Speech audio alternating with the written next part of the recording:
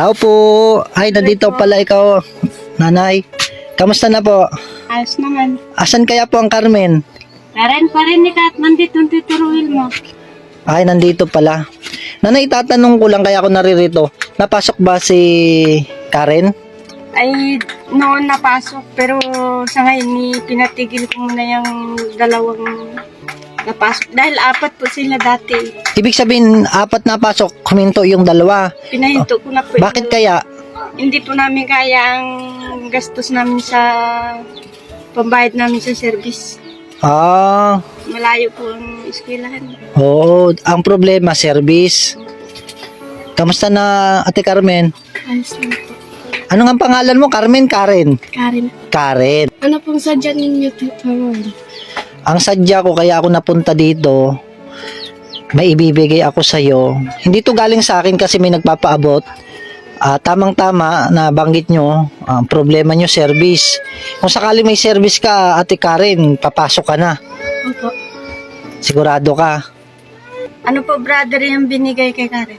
Parito, ito yung binigay.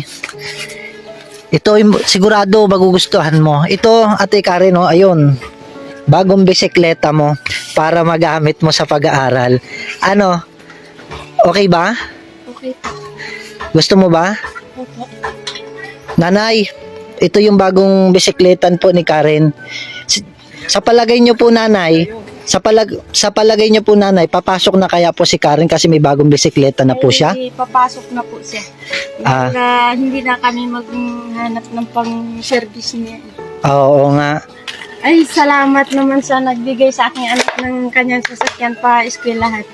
Makapasok na siya ng tuloy-tuloy. Sabi ko po kay nanay, gusto ko po pumasok pero wala po service. Wag mo nang problemahin, meron ka ng bagong bisikleta.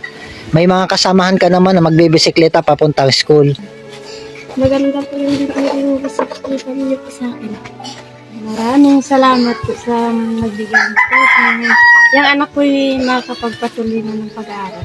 Oo nga, purihin natin ang Diyos, Nanay, Ate Karen. Makakapasok ka na sa darating na pasukan. Wala ka pa bang school supply? Wala pa po, no? Ipag-pray natin na magkaroon ka, no? Ate Kat, wala pa siyang school supply. Baka naman. Sana po meron pa namang makatulong sa kanya sa iba pang mga gamit. Oo nga, pag-pray natin. Ano bang grade na ni Ate Karen? Mag-grade 5 po. Mag-grade 5. Oh, lapit na rin, di ba? Hindi nga siya nakapagpatuloy ng pag-aaral kasi malaki na hindi pa nag-grade 6. Oo nga, yan, tuloy-tuloy na.